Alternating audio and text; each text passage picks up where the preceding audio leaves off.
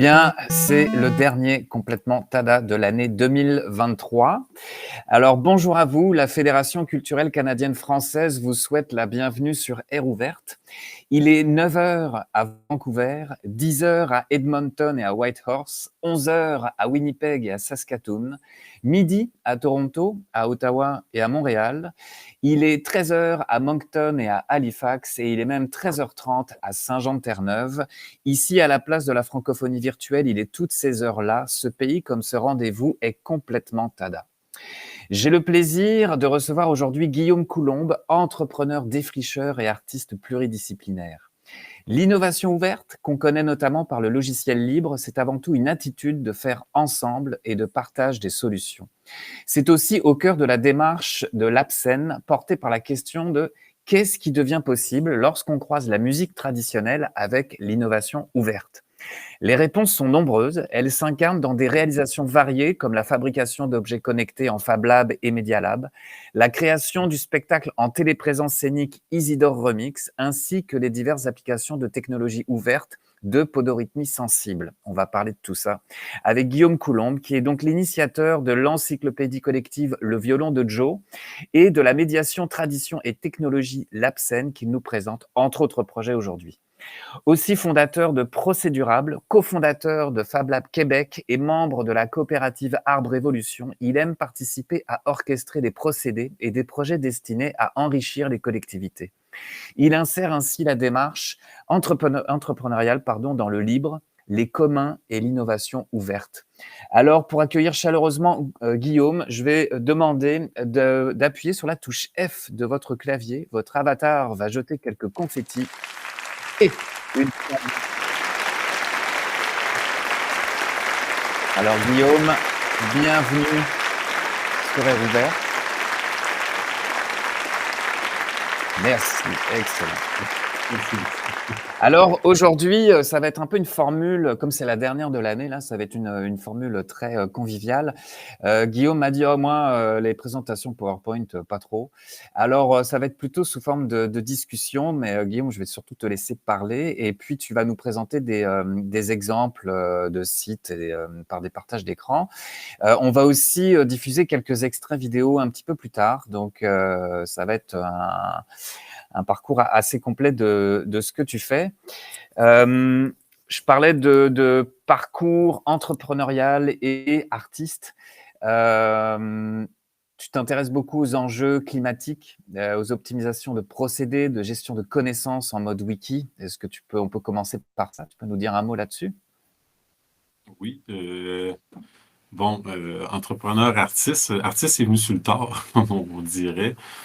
Commençant le violon pour jouer de la musique traditionnelle pendant le bac en gestion. Début de carrière professionnelle, disons, plus optimisation de procédés en milieu industriel. J'avais une sensibilisation à dire, si on réduit les gaspillages, on a nécessairement un impact aux enjeux du climat dont on commençait à parler il y a une vingtaine d'années déjà. Mais de faire ça pour l'industrie, ça me laissait un peu sur ma faim en termes de comment avoir vraiment un impact. Et si je m'en allais à mon compte, alors pour faire ce que je faisais d'optimisation de procédés, réduction de gaspillage, pour des entreprises qui commençaient à émerger, hein, il y avait déjà des entreprises qui démarraient soit pour répondre à des enjeux climatiques ou à des enjeux sociaux. Puis, donc, j'ai fondé Procédurable pour avoir un impact directement dans ça, pendant que je pratiquais mon violon en background, si on veut. Donc, dans le parcours de Procédurable, j'ai été sensibilisé à l'innovation ouverte, au wiki aussi, créer des wikis. Quand on parle de wiki, on pense à Wikipédia, qui est un wiki, mais on a créé le logiciel de wiki qui s'appelle MediaWiki, qui sert à supporter sur le web l'encyclopédie Wikipédia dans toutes ses langues, mais on peut l'utiliser, on peut l'installer sur ses serveurs pour l'installer à d'autres contextes. Donc, au travers de mon entreprise, je me suis aussi mis à installer des infrastructures de gestion de connaissances, pas dans un milieu nécessairement culturel,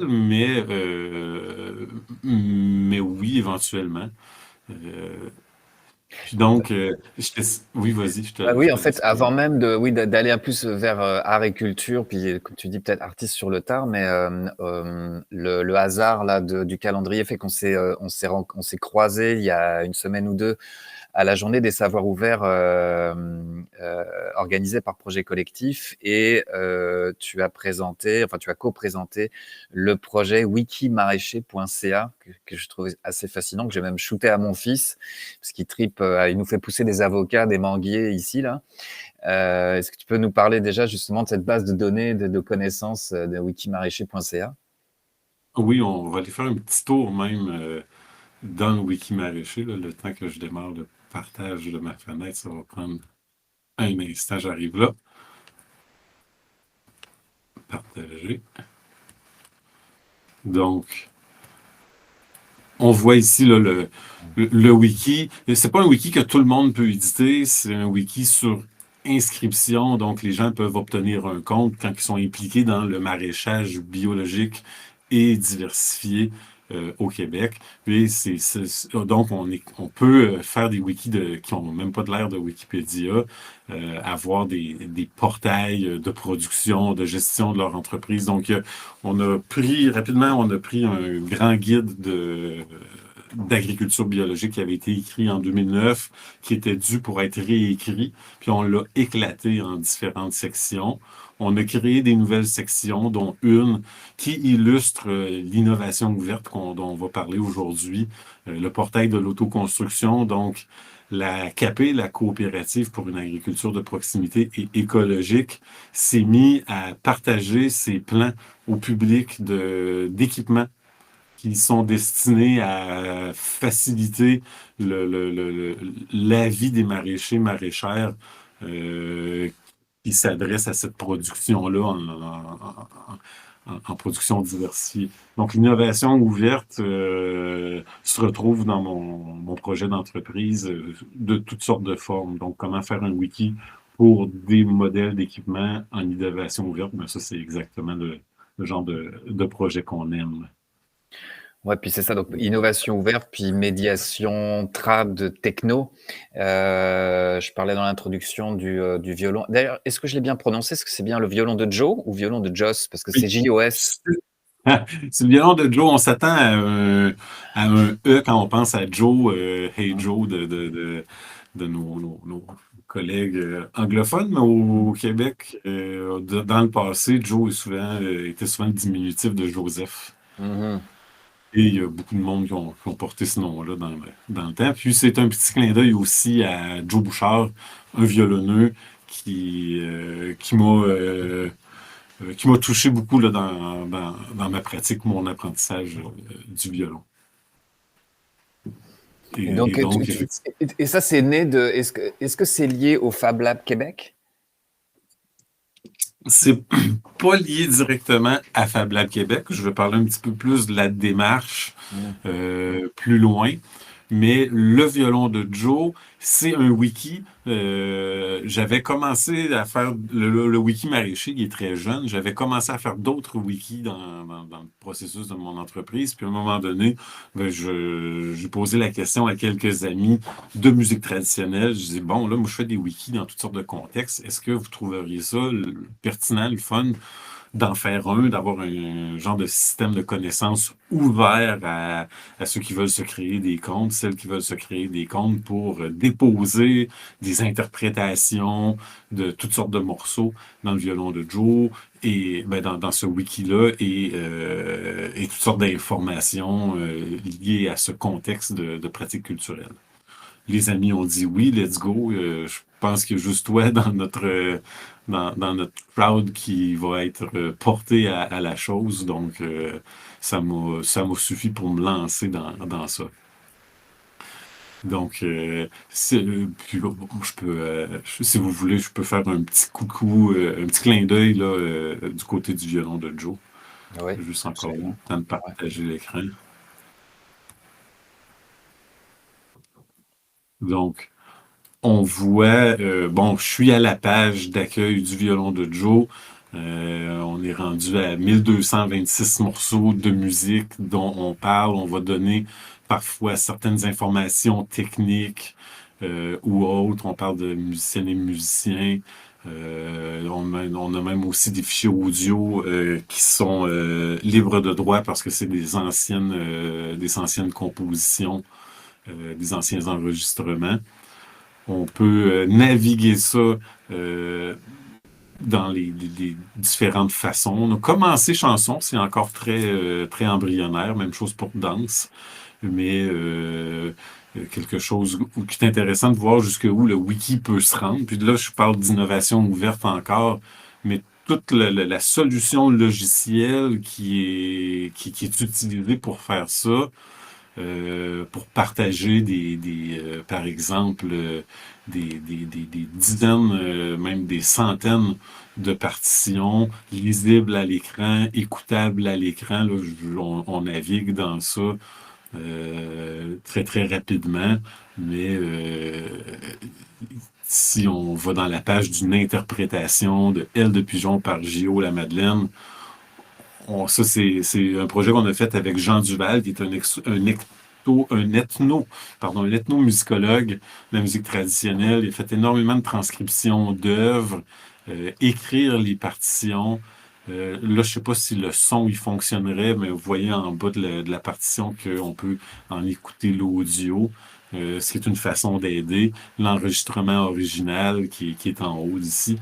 Donc, toutes sortes de technologies que j'aime explorer pour voir jusqu'où la force du faire ensemble de l'innovation ouverte peut se rendre.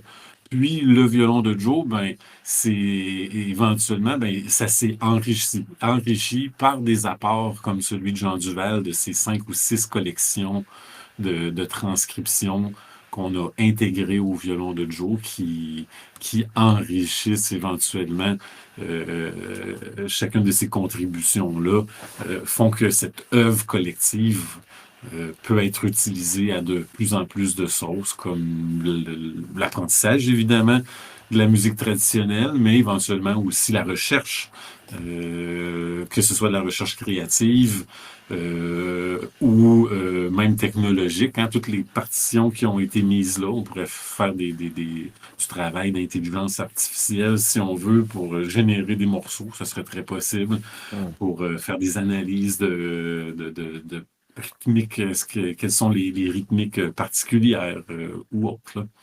Donc, c'est toutes sortes Ce serait cool de de faire un atelier. dimensions. Ce serait excellent de faire un atelier justement dans un fab, tu sais, je sais pas, dans un Fab Lab, justement dire, ok, bah là, avec toute cette base de données, de partitions, d'extraits musicaux traditionnels, on fait travailler une intelligence artificielle pour reproduire un nouveau morceau. Est-ce que c'est le genre de truc que ça te tenterait d'animer, par exemple? Absolument. Moi, je suis là pour explorer ces idées-là avec toutes sortes de partenaires. Je présente, que ce soit au niveau de mon entreprise procédurable ou du projet LabScène qu'on va aborder très bientôt.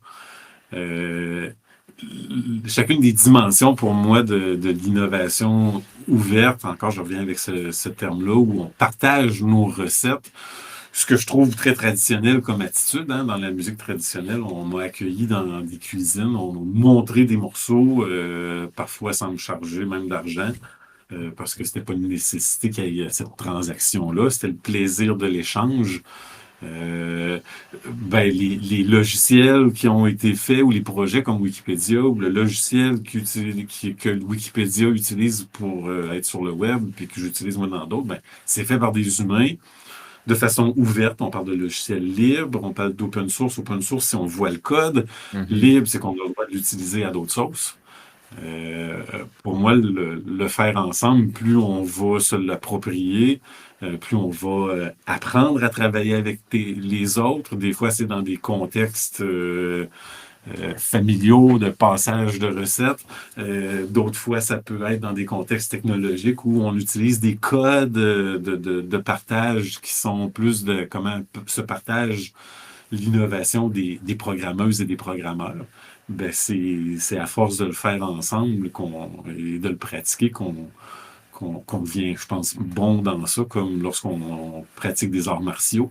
On peut devenir maître, mais même quand on est maître, on a toujours des choses à apprendre. Donc, à se représenter dans des nouveaux contextes de médiation, c'est là que la force, je pense, de l'innovation ouverte prend son sens.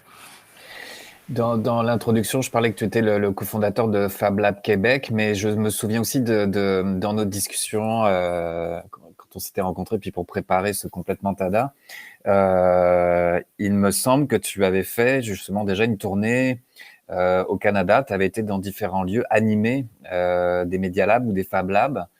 Est-ce que tu peux nous raconter un petit peu cette expérience-là? Oui, oui, oui. En quelques... on est allé... ben, le mouvement des Fab Labs au Canada a commencé par le Québec. En 2010, on a été approché par Jean-Michel Cornu, un Français qui était très au fait des questions d'innovation et de mobilisation d'intelligence collective.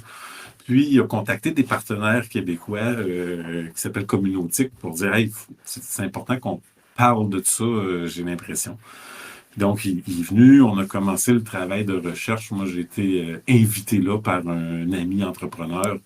Et bon, le Fab Lab, pour l'expliquer en quelques mots, c'est un espace physique, c'est un atelier de fabrication. Il y a des machines à commande numérique. Donc, on invite le public à venir s'approprier, essayer, découvrir qu'est-ce que c'est qu'une découpeuse laser, une imprimante 3D, une fraiseuse numérique, qui sont des objets dans lesquels la plupart de nos objets de la vie courante ont passé pour être fabriqués, mais ailleurs. Donc maintenant, on se pose la question dans le Fab Lab, qu'est-ce qui devient possible quand on donne la machine aux gens, puis qu'on les invite à faire avec. Donc, on est dans un esprit de collaboration sociale et les premiers Fab Labs ont apparu au Québec. Le premier, c'est EcoFab à Montréal, ECHOFAB. Là, je vais activer le partage de mon écran pour rapidement vous montrer la carte des Fab Labs du Québec. Donc, on est rendu... il y a quelques projets là, qui sont en dormance dans ces 84-là. Puis c'est la carte... pardon, là, je suis un peu mêlé dans mes commandes, mais on a des Fab Labs, on a des ateliers amis, des Créalabs, des Media Labs. Tout ce genre d'appellations-là sont des espaces ouverts. Puis au travers de la coopérative Fab Lab Québec, on invite les gens à travailler ensemble pour faire en sorte que l'organisation de leurs ateliers physiques s'optimise par la co-construction, disons, des infrastructures collectives, dont le wiki de Fab Lab Québec, qui peut être vu là, à wiki.fablabs.québec. Puis, dans le courant du développement, à un moment donné, avec les partenaires, on s'est posé la question, est-ce qu'on ne ferait pas un réseau canadien des Fab Labs? Donc, ça nous a emmené à une tournée qu'on a faite en 2017 qui s'appelait Fab Lab Nation, que je vais vous montrer un peu là, la charte. Là, le site est en français aussi. Donc, on aime ça. Une tournée, on est parti, on était 3 personnes impliquées dans le mouvement des Fab Labs au Québec. On est parti dans un Econoline, un bon road trip canadien de 19 000 km en 12 semaines. Une boucle dans les Maritimes. On n'a juste pas pu se rendre à Terre-Neuve à cause d'une tempête dans le détroit de Cabot. Et donc, ça mêlait trop notre horaire d'attendre la fin de cette tempête-là. Mais on a fait le tour. Ça, c'est pas le vrai itinéraire final. C'était ce qui était prévu. Mais donc, une boucle dans les Maritimes. Bon, la transmission a lâché, mais à Montréal, en revenant de la boucle des Maritimes, change la transmission, envoie dans l'Ouest. Fait qu'en 12 semaines, on a visité 25 Fab Lab, Makerspace, ou même des espaces qui étaient juste curieux, comme une bibliothèque à Woolville, en Nouvelle-Écosse. Dans ce temps-là, on sortait les machines qu'on avait dans notre éconoline, parce qu'on dormait pas dedans. On était plus en mode motel ou hébergement court terme. Puis, mais on avait quand même l'intention puis la méthodologie de documenter dans le blog. On a fait un wiki qui est accessible, mais qui est plus nourri parce qu'hélas, le réseau canadien, ben, tu sais, pour être impliqué dans le réseau québécois depuis déjà 12 ans, ça prend énormément d'énergie. Mobiliser une communauté dans un territoire qui est grand, hein. Il faut qu'on se rende ensemble, même si on peut maintenant se parler dans toutes sortes d'applications comme Gathertown, comme ici. Mm. Mm. Reste que le contact physique est en général privilégié. Donc, hélas, on n'a pas réussi à mobiliser le partenaire pour faire une espèce de Fab Lab Canada. On s'est aperçu que la charte des Fab Labs était très peu connue. Donc, on a quand même continué nos efforts à Fab Lab Québec par la suite. C'était quoi le type de partenariat par exemple, là, tu citais une bibliothèque, ou qu'est-ce qui aurait manqué? Est-ce que c'est de travailler, par exemple, avec des conseils culturels? Parce que là, je fais du clin d'œil pour le public et donc par rapport au réseau de la FCCF. Est-ce que c'était difficile de mobiliser parce que peut-être vous vous êtes adressé, vous avez travaillé avec des organismes, je dirais, très ponctuels, mais aussi en termes régional et provincial, très ciblés. Est-ce que ça aurait pris peut-être des partenariats avec des conseils culturels, donc avec une représentativité plus large qui va dire, bah là, on peut aller peut-être à tel endroit, on peut peut-être aller faire financer par tel type, c'est de trouver un éventail de financement et un éventail de partenaires qui auraient permis peut-être justement une mobilisation plus grande? Ça aurait été possible, mais ce qu'on s'aperçoit, c'est que le monde des Fab Labs, il n'y a pas un domaine qui peut dire c'est notre domaine. C'est tellement Mmh. vaste. Les institutions scolaires ont à gagner à presque tous les niveaux des Fab Labs, surtout à partir du secondaire.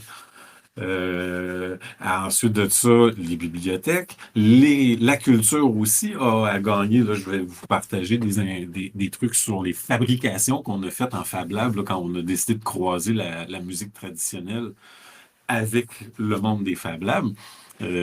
Après ça, le développement économique d'une région a à gagner, à faire en sorte que les gens développent la compétence d'innovation, de design d'objets de façon locale. Parce que le monde de la fabrication se transforme. Les gens, ils veulent plus avoir toute la solution que tout le monde a, le même flamant rose sur son parterre. Les gens, ils souhaitent des trucs de plus en plus personnalisés. Donc, les milieux économiques gagnent aussi à avoir une espèce de vélocité sociale d'innovation euh, euh, qui soit capable d'être faite locale. Donc, c'est un projet archi, disons, multidimensionnel, un réseau de Fab Lab. Donc, Mmh. ça prend, je pense, des partenaires forts d'envergure canadienne qui ont envie là, vraiment de mettre l'épaule à la roue là-dessus. Mmh. Je fais un petit appel du pied là, au public et au réseau pour susciter l'intérêt, parce que c'est sûr qu'il y en a. Puis tu sais, la FCCF, il y a aussi des initiatives comme Passepart, qui sont des programmes de microfinancement pour amener les arts à l'école. Il y a la Rucher, qui est un laboratoire d'éducation artistique, donc ça nous permet justement aussi de toucher les commissions scolaires. On pourrait tout à fait imaginer des ateliers sous forme de Fab Lab ou des choses comme ça qui pourraient rentrer dans ce type de programme. Donc, je mets ça dans l'univers pour réflexion. Ben oui. Donc, puis là, si vous voulez, là, on avait parlé de vidéo, puis on avait parlé que je vous montrerai quelques objets. D'ailleurs, il y en a Ouais, un que je ben, trouve en fait, il y a aussi l'aspect lab scène, que je veux que tu c'est nous ça. parles de ça. Puis après, effectivement, on va rentrer un peu là plus dans l'aspect artistique de tes projets. Puis, en tout cas, moi, je trépigne d'impatience de diffuser là les extraits vidéo qu'on a justement de tes projets, comme Isidore Remix ou la peau de rythmie sensible. Je veux que tu nous amènes tranquillement sur ce terrain-là aussi, là, ouais. Ça, donc, Moi, en revenant pendant la tournée Fab Lab Nation en 2017, j'y pensais déjà là, à une espèce de planche de podorythmie. C'est quelque chose qui est assez unique. Ce matin, j'avais une rencontre avec un étudiant de l'École polytechnique Montréal qui a fait un projet de génie mécanique, un projet intégrateur pour voir comment on pourrait optimiser certains aspects de la planche de podorythmie que je vous montre à l'écran, que Mhm, je crois qu'il est assez bien cadré. mhm, Donc, mhm. physiquement, un objet tradivital. Donc, il y a un côté traditionnel, c'est taper du pied ou des pieds dessus. Puis digital qui envoie un signal numérique qui est capable de donner des informations comme où sur la planche les pieds ont tapé et à quelle vélocité pour que des artistes du monde numérique, des artistes graphistes et designers vidéo puissent utiliser ces signaux-là pour soit créer des animations, faire bouger des personnages dans des logiciels ou toutes sortes de jeux qui peuvent être imaginés, qui n'ont pas encore été inventés. Donc, la question, qui est la question qui nous regarde aujourd'hui, de qu'est-ce qui devient possible ou trad plus innovation ouverte égale quoi? Ben, ça l'a emmené cette première démarche-là de dire on va aller faire un genre de micro-résidence. J'ai invité de façon privée des gens qui travaillaient déjà avec moi, plus un artiste euh, trad et un autre artiste visuel. Puis on s'est fait une résidence en Fab Lab pendant quelques mois. Puis ça l'a emmené la création d'un premier spectacle et de la démarche Lab Scène. Donc là, je démarre le partage. Donc, euh, donc, l'idée, c'était d'arriver moi, je voulais partager ça, là. J'étais déjà impliqué dans le monde des Fab Labs, j'étais déjà impliqué dans le monde du trad, puis je trouvais qu'il y avait des relations fort pertinentes à faire découvrir les traditions et le trad aux gens des Fab Labs, à faire découvrir les Fab Labs au monde de la tradition aussi. Puis, donc, on a décidé de publier là-dessus, publier notre démarche à la page d'accueil. Il y a des liens vers les derniers articles de blog. Il y a un lien vers notre premier spectacle qu'on a fait en 2018. Vous voyez ici l'être gigueur qu'on a fabriqué pendant cette résidence-là. Et on la voit même pas. C'est pas cette planche lumineuse-là qu'on a faite, mais c'est une autre planche branchée qu'on voit pas sur la vidéo. Mais une première planche de podorythmie que je vais vous montrer dans quelques instants, création, kit scénographique, planche de podorythmie. Celle que je vous ai montrée en vidéo, c'est celle-ci qui est ouverte. Donc, des capteurs de force, des capteurs de vibration, un microcontrôleur, un autre micro audio piezo qui est caché en dessous ici au centre de la planche parce qu'on veut garder la fonction sonore de la planche aussi. L'évolution de la première jusqu'à planche 4, qui ont toutes fonctionné. Parfois c'est des preuves de concept. Donc ça, c'était ici, c'est mon père qui a fait une proposition de planche pour exposer comment lui installerait les pads versus ce qu'on faisait ici avec un système de penture. Donc plus facile à installer. Donc, ça, c'est un terreau. Ça, ici, c'est la première planche. 9 jours après notre premier spectacle, on faisait une installation multimédia dans le cadre des Journées de la culture. Pas de, non, de Nuit Blanche Montréal. Donc, Bah, ce que je on a pris. propose, Guillaume, c'est qu'on montre justement un extrait vidéo. Donc, je fais un petit clin d'œil à Steve là pour qu'on prépare le lancement de la Je vidéo. parle de vidéo. J'introduis rapidement la vidéo pour vous dire qu'on Ouais. va parler dans la vidéo d'Histoire Remix, qui est un spectacle là Je où crois, on. Guillaume, qu'on montre d'abord la podorythmie, non? OK. Ou je me trompe? Ah non, Non, ok, ok, c'est Isidore excuse-moi, Remix. Isidore Remix, pardon. Vas-y, je t'en prie. On va revenir. Isidore Remix, on utilise la podorythmie, mais Mhm. on ajoute une technologie ouverte. Là, on a travaillé, on a répondu à un appel de résidence, de projet, de banc d'essai de la technologie de téléprésence scénique que la Société des arts technologiques à Montréal a développée et qui a développé ça en open source. Donc, moi, ça devenait comme, ah oui, on va aller voir qu'est-ce qu'on peut faire avec ça, la téléprésence et le trad, puis la planche de podorythmie qu'on avait. Je vous laisse, j'arrête le partage, puis je vous laisse écouter la vidéo. Ok, ben le temps que Steve prépare la vidéo, en fait, j'en profite pour vous dire que on travaille avec la SAT, justement. Quand je dis on, c'est la FCCF via l'accélérateur TADA. En fait, c'est un réseau, le réseau scénique a été déployé au Québec auprès de 24 diffuseurs, musées, salles, et maintenant on est en train d'étendre ce réseau dans la francophonie canadienne. Il y aura une présentation certainement en janvier de ce projet, je dirais, sur l'aspect francophonie canadienne. Mais voilà, déjà, cette vidéo-là, ça va vous montrer de quoi on parle quand on parle de téléprésence scénique et donc de cette résidence que tu avais faite, Guillaume, à la SAT. Vous n'avez rien à faire, la vidéo devrait jouer toute seule dans pas long. Ça va ressembler à quoi, justement, le décor par rapport à Alma, Rimouski? Ben, c'est un cabaret, donc il y a plusieurs numéros, il y a plusieurs morceaux. Il va y avoir de la chanson répondre, il va y avoir des numéros, un peu de technologie connectée avec l'être gigueur. Donc les deux salles sont vraiment connectées. Et puis, évidemment aussi, il va y avoir de la musique traditionnelle, puis de la danse. Ghislain va nous caler des danses, et puis les publics vont se voir danser d'une salle à l'autre et vont interagir.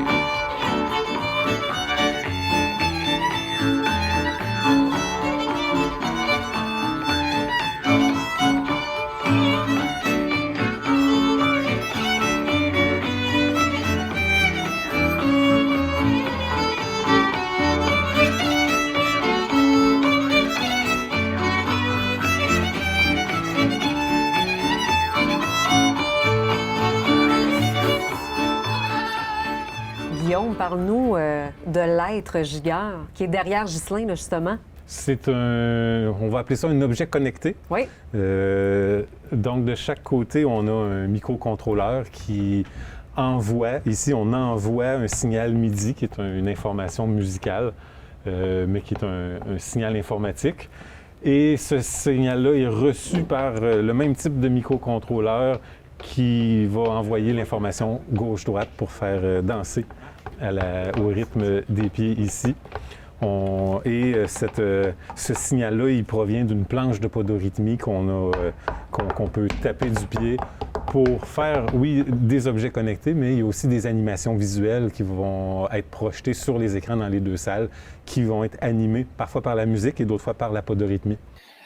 Avant qu'on revienne sur la podorythmie, parce qu'on a une autre vidéo à vous présenter, je veux que tu nous racontes un peu l'expérience d'Isidore Remix, parce qu'il y a comme deux aspects que je trouve intéressants dans cette téléprésence. C'est oui, à la fois, on est capable de connecter plusieurs salles pour que là, c'est deux groupes de musiciens qui vont jouer ensemble. Et donc, il y a eu des expériences avec des pièces de théâtre où des comédiens et comédiennes sont à 2 ou 3 endroits au Québec différents et sont capables de jouer, d'interagir, avec des scénographies de plus en plus complexes où on n'est pas juste écran et posé à la moitié de la scène, etc. Mais ce qui est intéressant, c'est aussi l'aspect de mélange des publics, de réaction des publics.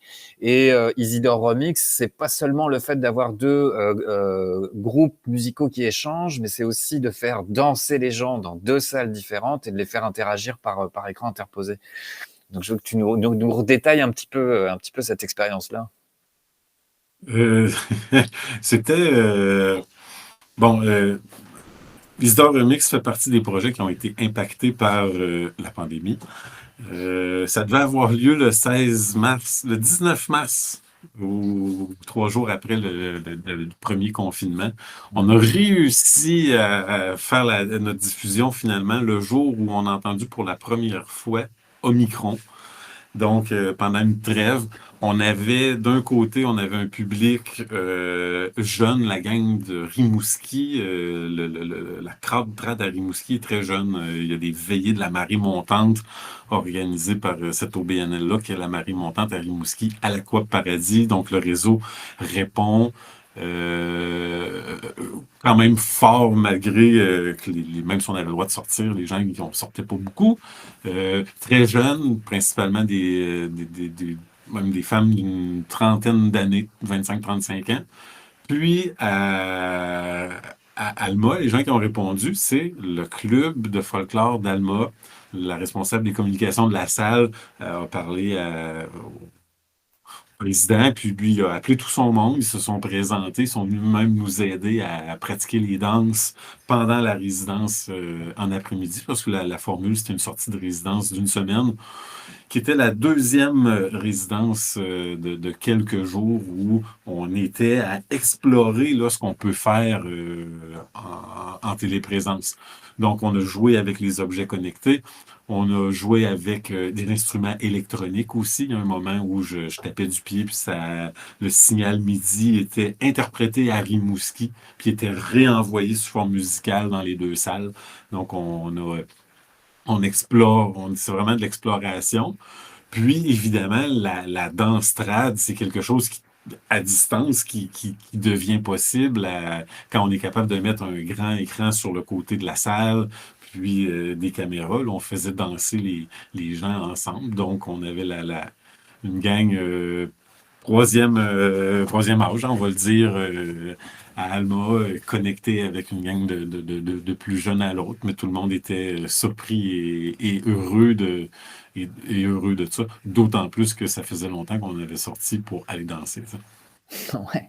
Puis je trouve il y a l'aspect un peu de 7 à 77 ans là. Oui, on pourrait penser que la musique trad, c'est des têtes grisonnantes. Bah non quoi. Ça rejoint tout le monde. Et en plus, surtout si c'est avec des procédés immersifs, mais avec un aspect très intuitif quoi. C'est qu'il n'y a pas de barrière technologique. C'est au contraire, ça nous amène, ça rejoint tout le monde quoi. Ouais. Ben c'est sûr que la technologie va être une barrière si on y touche pas. L'invitation de la technologie ouverte, c'est de dire, ben, touche-moi, prends-moi, regarde ce que ça peut faire pour toi. Puis ça devient aussi éventuellement des médiums de créativité, d'activité innovante, différente, que sans cette technologie-là, on ne pourrait pas la faire, cette expérience, que ce soit Isidore Remix ou que ce soit d'autres expériences théâtrales, comme la pièce de Mireille Camier en 3 salles, avec des acteurs, actrices dans 3 salles qui utilisent des scénographies, disons, complexes en téléprésence, mais qui aussi a tout son sens parce qu'on parle de projection de l'image de soi et du rapport qu'on a aux technologies. Donc, le médium technologique est intéressant. Soit dit en passant, la téléprésence scénique, c'est aussi une téléprésence où il faut être dans la salle. On n'est pas dans un processus télévisuel, on est dans un processus expérientiel d'être avec les autres. Ben, c'est tout, oui, c'est toute la particularité des projets technologique de la Société des Arts Technologiques, donc de la SAT, c'est effectivement des projets numériques, immersifs, etc., mais ensemble. C'est qu'on n'est pas chacun chez soi devant un écran. Donc c'est vraiment un partage d'expériences, de connecter d'autres lieux, peut-être par des écrans interposés, mais oui, en public, pas chacun devant son Zoom ou même là devant Air Ouverte là. Là, ça nous amène tranquillement vers le projet de Podorythmie sensible. Tu l'as abordé dans cette vidéo d'Isidore Remix parce que ça fait partie aussi du projet. Logiquement, le calendrier normalement devait faire en sorte que tu devais être en résidence au Petit Théâtre de Rouen-Noranda, qui est justement des diffuseurs qui est équipé de cette station scénique. Là, pour des aléas en dehors de notre contrôle, en fait, ta résidence, je pense, est repoussée au mois de janvier. Mais on va quand même pouvoir parler de ce projet de Podorythmie sensible et on va vous présenter aussi une vidéo. Mais qu'est-ce que tu envisages comme développement de projet entre le fait que oui, tu tapes sur cette planche avec tes pieds, etc. Mais donc ça génère du graphisme, de l'image, de l'interaction. Podorythmie sensible, l'idée, c'est d'aller un peu plus loin avec la planche. La base de Podorythmie sensible s'est déroulée de janvier à juillet 2022, l'an passé, où on était en résidence, Nina Parento, une artiste multimédia, et moi, à la Société des arts technologiques, au groupe, dans la SAT, au groupe qui s'appelle, voyons, j'ai oublié leur nom, soudainement, au MetaLab. Donc, c'est le Centre de recherche et développement de la SAT, qui s'appelle le MetaLab. Puis, on était invités dans la résidence à tester ce qu'on voulait, des logiciels qu'eux développent. Ils ont développé cette technologie de téléprésence qui s'appelle Scénic. Ils ont développé toutes sortes d'autres logiciels. Puis nous, on a répondu à l'appel pour aller parler puis voir comment représenter, c'est quoi toutes les façons dont on pouvait représenter notre podorythmie en musique trad dans les façons technologie d'innovation ouverte. Donc, on a participé à cet appel de projet. Je pense que c'est le bon moment là, pour lancer la vidéo pour en voir plus. Excellent. Je te propose d'arrêter ton partage d'écran. Et puis, Steve, tranquillement, tu vas nous lancer la vidéo. La podorythmie, le rythme des pieds, c'est un élément distinct de la musique traditionnelle québécoise dans lequel on percute le sol, on tape des pieds pendant qu'on joue de la musique ou pendant qu'on chante. Boum, takaboum, takaboum, takaboum, par exemple. L'installation qu'on a fait à la sortie de résidence à la SAT consiste à un environnement de spatialisation. Donc, comment déposer dans l'espace des images. Donc, on avait 3 écrans, un genre de cube dans lequel on était installé au centre avec la planche. Puis, les 2 projecteurs allaient déposer sur ces 3 surfaces-là l'image générée par le système qui interprète visuellement la planche. Dans le projet de podorythmie sensible, j'ai servi comme aide technique pour développer, dans le fond, les circuits de la planche podorythmie, le code et aussi le code pour les visuels. Une des innovations de la résidence, Nina a créé un script d'interprétation du rythme. Donc, c'est un logiciel dans un ordinateur qui est branché à la planche, qui fait l'analyse de la rythmique et qui est capable de détecter est-ce qu'on a une séquence qui vient d'être reproduite 3 fois. Une séquence de 2 tapes ou de 3 tapes ou de 4 tapes sur la planche. Le signal, il change à chaque fois entre chaque étape. Et à chaque étape, il faut s'assurer que les données se transfèrent d'une façon qui est cohésive parce que c'est pas nécessairement tous les logiciels qui comprennent le même langage. On a proposé quelques tableaux visuels. Il y a un premier tableau qu'on a appelé le moniteur. Ça permet au public de comprendre la relation entre le mouvement des pieds puis qu'est-ce qui se passe dans la planche. Aussi, il y avait le mode Mondrian, que lui, il venait reconnaître si la personne était en train de faire une séquence qui suivait. C'était une façon d'encourager les gens à chercher une séquence pour faire un mouvement stable et moins saccadé. On a fait le tableau La pluie, et plus on tape vite et que la rythmique est rapide, plus il pleut derrière nous.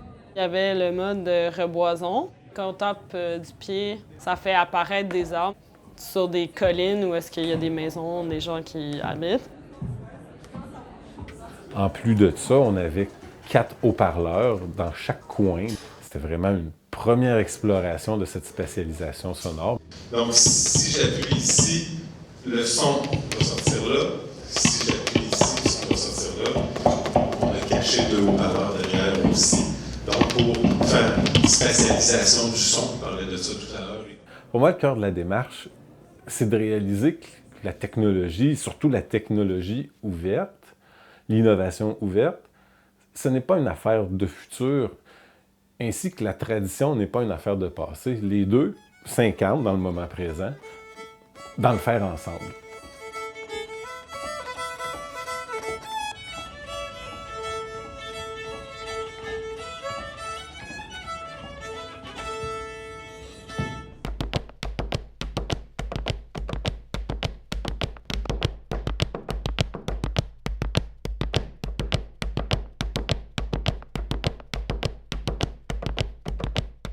C'est excellent. Je trouve que ta conclusion, elle résume bien c'est un leitmotiv, je trouve, chez toi dans les projets que tu fais, c'est ça. Le trad, c'est pas du passé et la technologie, c'est pas de l'avenir.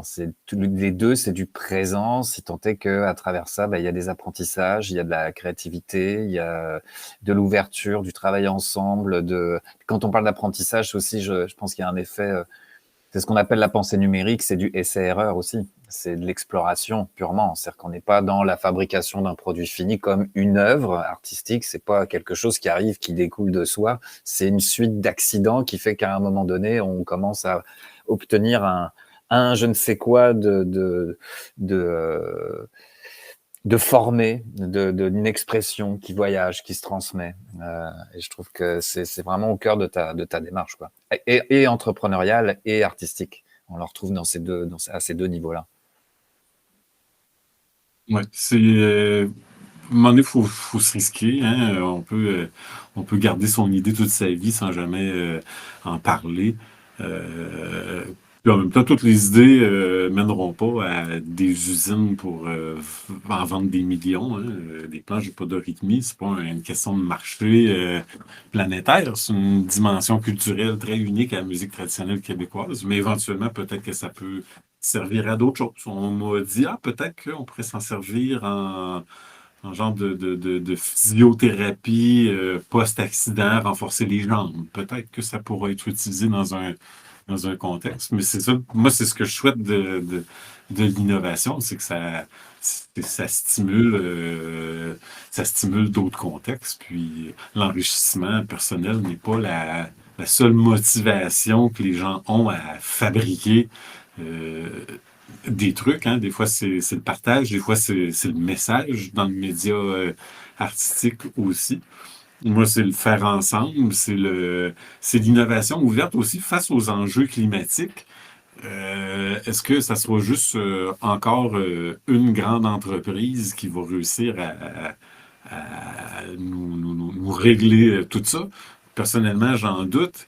Et l'innovation ouverte, elle a la particularité où, si ça marche, il s'est passé de quoi de différent. C'est que les gens ont appris à collaborer, ont appris à se faire confiance pour dire, tiens, je vais te montrer comment est faite ma planche, hein. Je l'ouvre, tu peux voir les capteurs, puis si tu veux t'en faire une, puis l'améliorer, puis tu t'engages à collaborer en mode innovation ouverte, c'est peut-être toi qui vas emmener le modèle pour planche 6, parce que je réfléchis à planche 6. J'ai pas encore trouvé comment j'allais la fabriquer pour dire oui, je m'investis dans ce projet de fabrication-là. Pour le moment, planche 5, si j'en refaisais une, je pourrais optimiser planche 5, la rendre plus facile à jouer. Avoir un meilleur signal côté piézoélectrique. C'était, par exemple, l'objet de la recherche de l'étudiant dont je parlais tout à l'heure à l'École polytechnique. Mais ce qui est intéressant, c'est que quand j'ai parlé de la planche à un enseignant polytechnique, il dit, justement, on pourrait probablement passer ton projet dans les appels à projets intégrateurs en troisième année génie mécanique. Je dis, OK, oui, c'est parfait. C'est ça que je cherche, moi, c'est les contextes de pratique. Moi, je m'offre à aller pratiquer l'innovation ouverte avec différentes organisations dans différents contextes, puis qu'on vive une expérience transformante, apprenante, et que ça laisse des traces, d'où le site LabZine, d'où, je vous ai pas montré ça, mais le partage des logiciels, que ce soit le logiciel qui est embarqué ici dans la planche, qui est un logiciel libre que vous pouvez trouver sur notre GitHub, là, qui est une plateforme de partage de code. Je n'ai pas encore partagé les plans de la planche. J'ai certains dessins qui sont libres, que je vais donner aux gens qui me la demandent, mais la recette de fabrication, elle n'emmène pas encore là, une planche full optimale. Donc, c'est pour ça que je ne mets pas énormément de documentation sur la fabrication. Mais contactez-moi. Merci Guillaume. On a largement dépassé le temps, mais parce que c'était difficile de faire plus court que ça. Merci. Je trouve c'était un bel éventail on voulait vraiment balayer les projets phares que tu fais. C'est un peu le moment pour le public. Si vous avez des questions, envie d'échanger avec Guillaume, c'est un peu le but des Complètement Tada. Hein. C'est pas juste de rester de manière à distance comme ça, puis de faire des présentations en plein air, là, mais vous pouvez venir discuter avec Guillaume. Si votre avatar est timide, alors pour poser des questions, il faut que vous déplaciez votre avatar avec les flèches de votre clavier et amenez votre avatar proche des micros ici pour avoir l'option de porte-voix pour qu'on puisse vous entendre. Si votre avatar est très timide, vous pouvez poser votre question dans le chat. Ça me fera plaisir de la relayer à Guillaume. Et puis sinon, parce que Léa, c'est vrai il est un petit peu tard. Mais sinon, en fait, je vous invite à appuyer sur la touche F de votre clavier pour remercier chaleureusement Guillaume pour toute la présentation d'aujourd'hui. Et c'est le moment de jeter quelques petites questions.